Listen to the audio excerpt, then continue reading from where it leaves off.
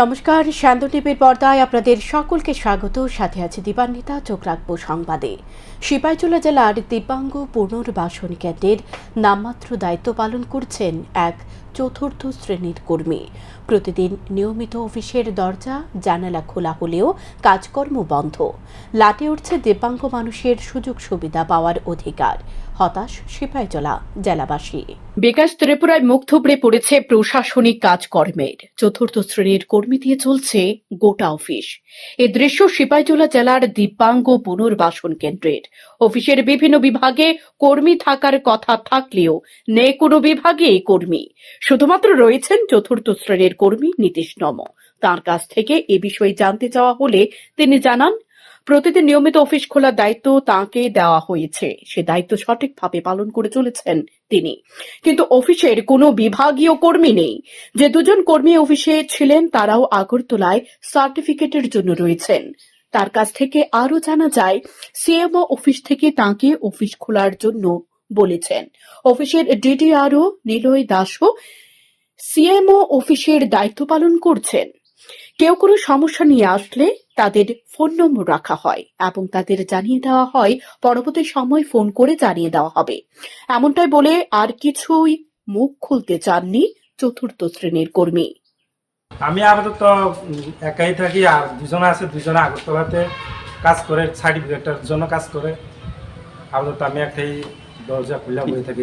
এই বেহাল দশা করে এই ডিডিআরসি আপাতত সাতটার ভিতরে পারবো। আমি আই রোজ রোজ আইসা দরজা খুলে বয়ে থাকি। আমি তো গ্রুপটি কর্মচারী, ডিআরডব্লিউ কর্মচারী, আইসা দরজা খুলে বয়ে থাকি। আমি আর তুমি এই অফিসার না? আমি এই অফিসার বলতে আপাতত আমার এখানে দিছে সিএম অফিসার। সিএম অফিস থেকে আমার আপাতত এখানে দিছে, এখানে থাকি। এখন স্টাফ দেওয়া হয়েছে দুজনের থেকে দুজনেই আগরতলা কাজ করে। আমার সাথে যোগাযোগ করে, আমি কয়ে দিই, তারা ফোন নাম্বার রাখি, কাগজপত্র রাখি, তারা কয়ে দিই। ওই মানে যেদিন হইব তারা জানানো হইব, জানানো হইলে তারা আসলে। অভিযোগে অফিসে কোনো রকম কাজকর্মই হয় না। প্রতিদিন দূর দূরান্ত থেকে শারীরিকভাবে দুর্বল অংশের মানুষ এসে সুযোগ সুবিধা নিতে চাইলেও তারা এ বিষয়ে কোনো কিছুই অবগত হতে পারছে না। বঞ্চনার শিকার হচ্ছেন তারা। গোটা বিষয়ে জেলা শাসক দপ্তরের আধিকারিক থেকে শুরু করে সকলেই অবগত রয়েছেন, কিন্তু সমাজের অন্তিম ব্যক্তি পর্যন্ত সুশাসন পৌঁছে দেওয়ার জন্য কোনো মাথা ব্যথা নেই কারোর। সুতরাং উন্নয়ন এবং সমাজের অন্তিম ব্যক্তি পর্যন্ত সুশাসন পৌঁছে দেওয়ার এক গল্প মাত্র। বাস্তবে রাজ্যের গ্রামাঞ্চলের মানুষ প্রত্যক্ষ করছেন তাদের দুর্দশার চিত্র। বাম আমলে যেভাবে মর্জি মাফিক প্রশাসনিক ব্যবস্থা পরিচালিত হয়েছিল, সে পথে গত 7 বছর ধরে এগোচ্ছে রাষ্ট্রবাদী দলের সুশাসন। অথচ 7 বছরে মন্ত্রী বিধায়কদের বেতন ভাতা লাফিয়ে লাফিয়ে বেড়েছে দুবার। তাদের পাশাপাশি আমলারা প্রশাসনিক সুযোগ সুবিধা ব্যবহার করার সঙ্গে ব্যক্তিগত সুবিধাও ভোগ করেছেন। আলিশান গাড়ি ব্যবহার করে হাইফাই বাবুরা এদিক ওদিক ছোটাছুটি করে শুধুমাত্র অনুষ্ঠানে অংশ নিয়ে বক্তব্য চড়াও করেছেন।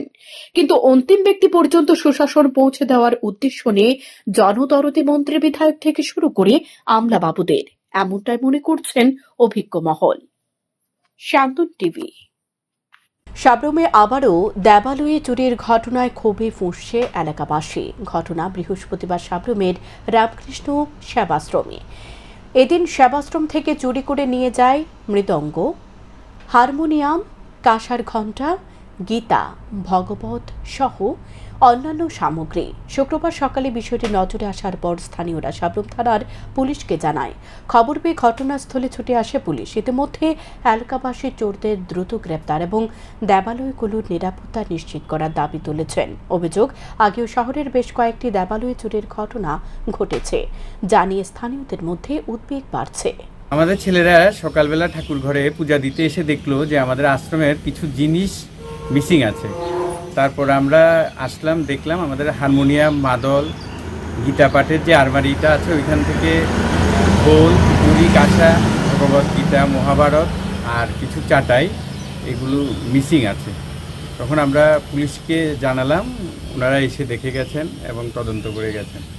এগুলি তো হওয়া উচিত না, কারণ এই প্রার্থনা গৃহগুলোর মধ্যে মানুষ তার শান্তি খোঁজার জন্য আসে। ধর্মীয় প্রতিষ্ঠানগুলোর উপরে কেন ওনাদের এমন ক্ষোভ আমরা বুঝতে পারছি না। শুধু আমাদের এই প্রার্থনার সবার জিনিসপত্রগুলো নিয়ে ওরা কি করবে আমরা তো বুঝতে পারছি না। এগুলো আমাদের কাছে তো খুব মনে হচ্ছে যে নেশাগ্রস্ত সমাজের ব্যক্তিরাই এই ধরনের কাজগুলো করে থাকতে পারে, কারণ এই নেশাগ্রস্ত লোকদেরই বিভিন্ন সময় পুলিশ ধরছে দেখছি পয়সার জন্য, সামান্য পয়সার জন্য ওরা ছোট ছোট এই চুরিগুলো আমাদেরকে মানে বিভ্রান্ত করছে, হয়রানি করছে আমাদেরকে। আমরা পুলিশের কাছে বলেছি এটা যাতে একটা সুস্থ তদন্ত হয় এবং ওদেরকে ধরার জন্য ওনারা ধরে সঠিক বিচার কার্য করেন।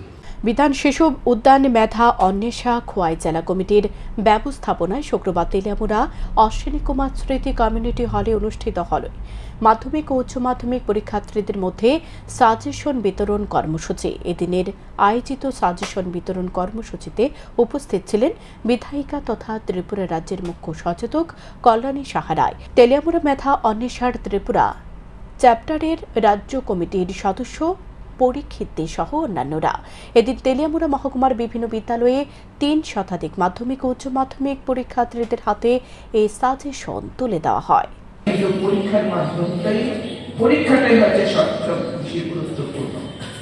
আজকে নেতাদের কাছে যেতে হবে না, তোমাদের পড়াশোনাটা করো, নিজেকে প্রস্তুতি করো, জীবনের যে কোনো কম্পিটিটিভ এক্সাম যাতে তোমরা উত্তীর্ণ হতে পারো সেভাবে নিজেদের তৈরি করো এবং তার সোপান, তার সিঁড়ি এখন থেকেই তোমাদের অর্জন করতে পারো।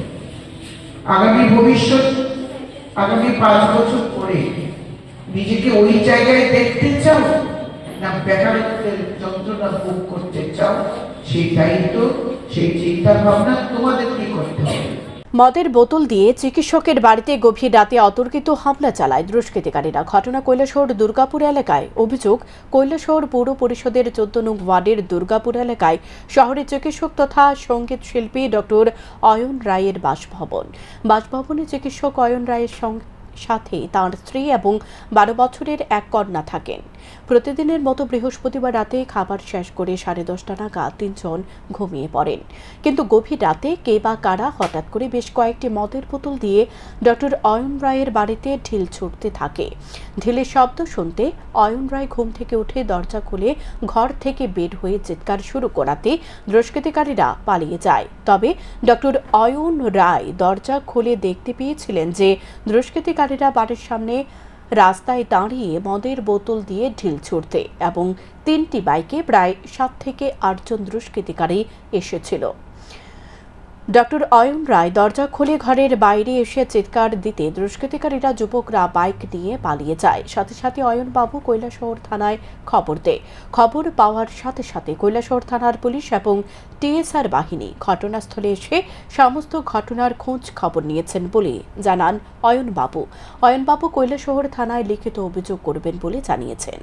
শব্দ পেলাম, মানে বোতল দিয়ে আমার বাড়িতে মানে ঢিল ছুটছে, কেউ বা কারা। তো আমি শব্দ শুনে চিৎকার করে যখন বাইরে বেরোবার ঠিক আগে আমি শুনলাম বাইক একটা স্টার্ট দিল আমার রাস্তার মধ্যে, এবং দিয়ে যেহেতু আমার বাড়িটা রাস্তার ঠিক পাশে, ওখান থেকে ঢিল ছুটেছে এবং বাইক স্টার্ট দিয়ে আততায়ী চলে গেল। তো আমি তো স্পেশালি সংস্কৃতি শহরে থাকি, সবার প্রতি আমার অগাধ আস্থা এবং ভালোবাসা রয়েছে। আমি জানি না কেন এরকম হলো, এরকমটা কোনোদিনই কাঙ্ক্ষিত নয়। তো আমি পুলিশকে ফোন করেছিলাম, পুলিশের সংশ্লিষ্ট আধিকারিক এসেছিলেন, উনি এসে রিপোর্ট নিয়ে গেছেন। আগামীকাল সকালবেলা হয়তো আমি এফআইআর করব এর বিরুদ্ধে, এবং আমি আশা রাখছি আমি সুবিচার পাবো, এবং এটা যেন কারোর সাথেই না হয়, এরকম ইনসিডেন্টস যেন কারোর সাথেই না হয়, এটা কোনোদিনই কাঙ্ক্ষিত নয় বা বাঞ্ছিত নয়। আর হ্যাঁ, অন্যায় হলে তো প্রতিবাদ করাটা উচিত এবং আমি করিও। হয়তোবা সেখানে কোনো থাকতেও পারে, আমি হয়তোবা আছেও, হয়তোবা কোনো ক্লু থাকতেও পারে, আমি জানি না। কিন্তু এতে করে যদি কেউ ভাবে যে মানে কণ্ঠরোধ করে দেবে অন্যায়ের বিরুদ্ধে, সেটা ভুল ভাবছে। আগামী 12 এবং 13 ফেব্রুয়ারি রাজধানীর ভোলাগিরি মাঠে এই বছরও inter sub division media cricket tournament 2025 অনুষ্ঠিত হবে। শুক্রবার আগরতলা প্রেস ক্লাবে সাংবাদিক সম্মেলন করে একথা জানিয়েছেন আগরতলা প্রেস ক্লাবের স্পোর্টস সাব কমিটি কনভেনার অভিষেক দে। তিনি আরও জানিয়েছেন, বিগত বছর থেকে আগরতলা প্রেস ক্লাবের উদ্যোগে শুরু হয়েছে এই inter sub divisional media cricket tournament. এই টুর্নামেন্টে রাজ্যের স্বীকৃত প্রেস ক্লাবগুলো অংশ নিতে পারবে। যেসব খেলোয়াড়রা অংশ নেবে তারা অবশ্যই প্রেস ক্লাবের সদস্য হতে হবে। নাম নথিভুক্ত করার সময়সীমা আগামী 8 ফেব্রুয়ারি পর্যন্ত। এ খেলায় বিভিন্ন পুরস্কারের ব্যবস্থাও করা হয়েছে বলে জানান তিনি। আয়োজিত সাংবাদিক সম্মেলনে এদিন এছাড়া উপস্থিত ছিলেন আগরতলা প্রেস ক্লাবের স্পোর্টস সাব কমিটির চেয়ারম্যান অলোক ঘোষ, আগরতলা প্রেস ক্লাবের সভাপতি জয়ন্ত ভট্টাচার্য সহ অন্যান্যরা। নিয়ে দ্বিতীয়বার আগরতলা প্রেস ক্লাবের ইতিহাসে দ্বিতীয়বার আমরা sub divisional media cricket tournament করছি। আমাদের একটাই লক্ষ্য, যাতে সাংবাদিকদের আমরা একটা বিনোদনমূলক একটি খেলার প্রতিযোগিতা উপহার দিতে পারি। আমার ব্যক্তিগতভাবে অনুরোধ থাকবে প্রতিটি প্রেস ক্লাবের প্রতি, আপনারা বাইরের থেকে কোনো হাইরিং প্লেয়ার নেবেন না। আপনারা যারা সাংবাদিক রয়েছে, প্রেস ক্লাবের সদস্যরা রয়েছে, আপনারা তাদেরকে নিয়ে টিম বানাবেন। এখানে হার জিতটা বড় না, এখানে বড় হচ্ছে একটি আয়োজনে আপনারা অংশগ্রহণ করবেন, আনন্দ করবেন। দুটো দিন আমরা একসাথে সব প্রেস ক্লাবকে নিয়ে একটি খেলা উপভোগ করব। এখানে খেলাটা উপভোগ করাটাই আমাদের মূল লক্ষ্য, হার জিত এগুলি হচ্ছে সেকেন্ডারি। আপনাদের কাছে আবারও আমি ব্যক্তিগতভাবে অনুরোধ জানাবো, যাতে আপনারা প্রেস ক্লাবের সদস্যদের নিয়েই আপনারা টিম করবেন এবং খেলায় অংশগ্রহণ করবেন। পাশাপাশি আমাদের অনেকগুলি ট্রফি রয়েছে, যেটি আমাদের চেয়ারম্যান সাহেব বলেছেন, এবং প্রতিটি ম্যাচে আমাদের ম্যান অফ দ্য ম্যাচ থাকবে। আম্পায়ারিং আমরা টিসিএর যারা এমপ্যানেল আম্পায়ার স্কোরার তারাই থাকবে মাঠে, তারাই ঠিক করবে কারা ম্যান অফ দ্য ম্যাচ, কারা best bowler, best batsman, best fielder.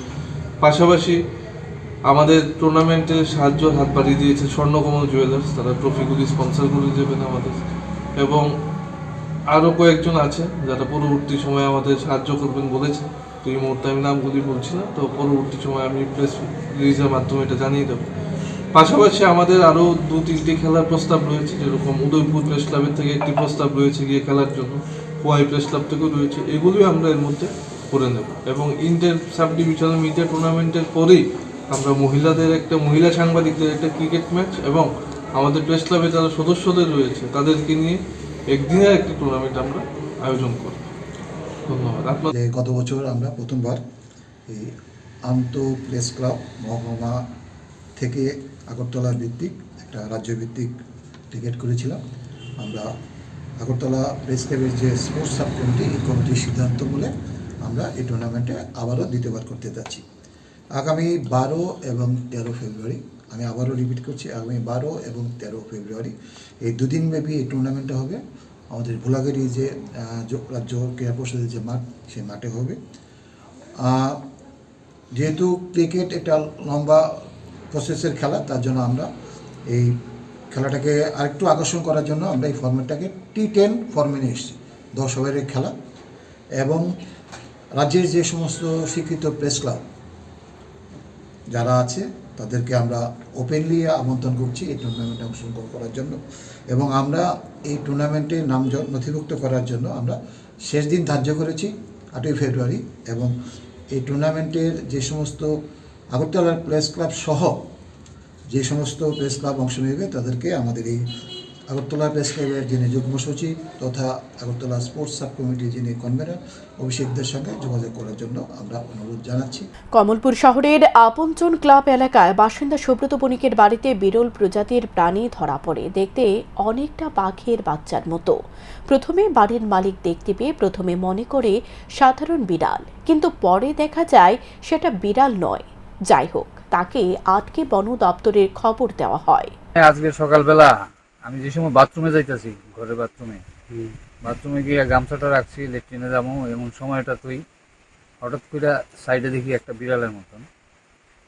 তারপরে কালারটা দেখলাম, না এটা বিড়াল না, হ্যাঁ এটা ডোরা ডোরা একদম চিতাবাঘের মতন। তারপরে যাই হোক, কাকুরে ডাক দিলাম, ছোট কাকু আইয়া, ছোট কাকু হরিবোধ বণিক, ছোট কাকু আইয়া একটা বস্তা দিয়া ঝাপটা দিয়া এটারে ধরছে। ধরনের পরে দিয়া এই যে ড্রামটা আছে, ড্রামটার মধ্যে ঢুকাই রাখছি। অনেক মানুষজন আইছে, দেখাইতে ফরেস্ট ডিপার্টমেন্টেও কওয়া হয়েছে।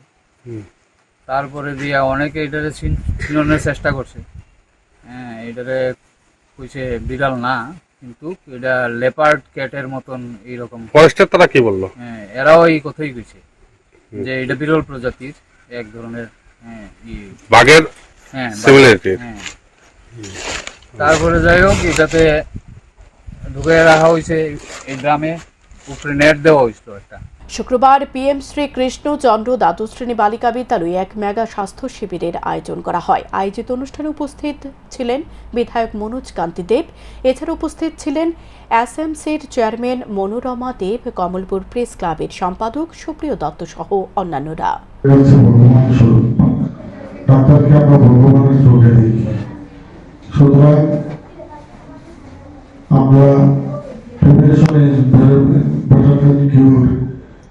এই কথাটা সত্য, যে রোগ হওয়ার আগে আমরা নিয়মিত যদি হেলথ চেক আপ করি তাহলে আমরা অনেক জটিল রোগ থেকে আমরা রক্ষা পেতে পারি। ক্যান্সারের মতো রোগ ফার্স্ট যে ভালো হয়ে যায়, কিন্তু জটিল হয়ে গেলে বাঁচা সম্ভব হয় না। এই জিনিসগুলি মাথায় রাখতে হবে।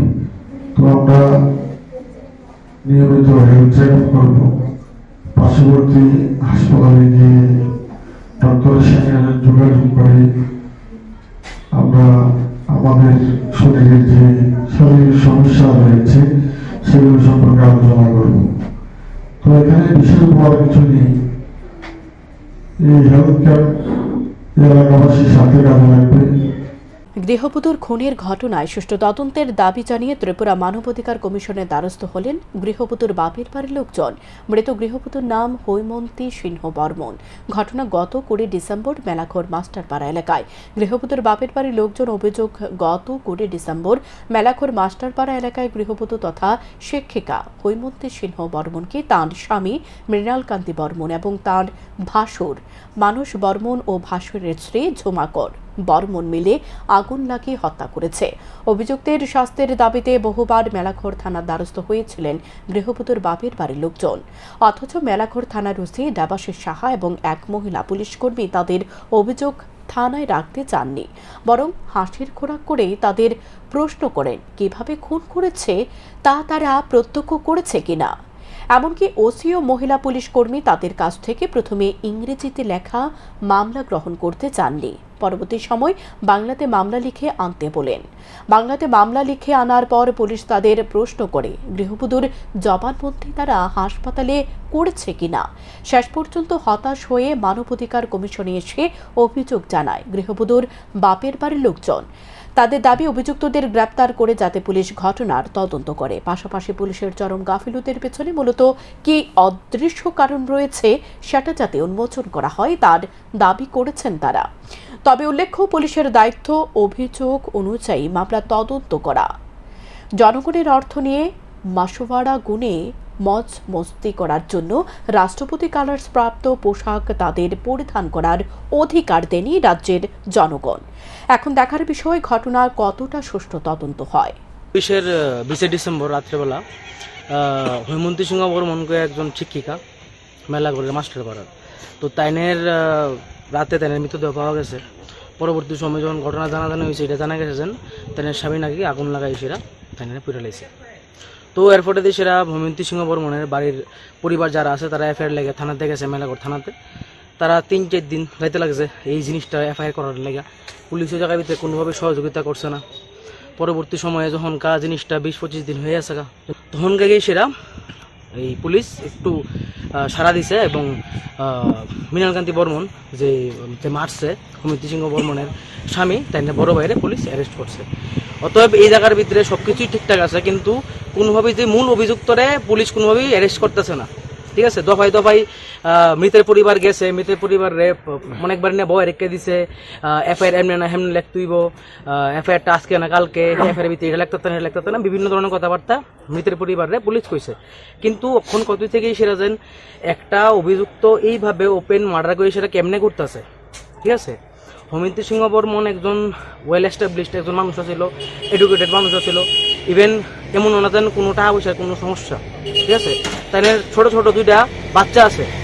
একটা ছেলে আছে 6 বছরের, একটা মেয়ে আছে 14 বছরের। আচ্ছা, কত থেকে এসে পুলিশ যদি মানুষের সহায়তা না করে, তাহলে এই বাচ্চাটি বিচার কার কাছে পাইব? ঠিক আছে, বাচ্চাটির শিক্ষার ব্যবস্থা আছে, বাচ্চাটির মানে ট্রমাটাইজ হচ্ছে বাচ্চাটি, কারণ ঘটনা তারা বাড়িতে ঘটছে এবং তারা এই জিনিসটা দেখছে। ঠিক আছে, আর কতই লোকই সেরা যেন এই যেন নির্মমভাবে ঘটনাটা যে ঘটতেছে, এটির বিচার কেটা দিব?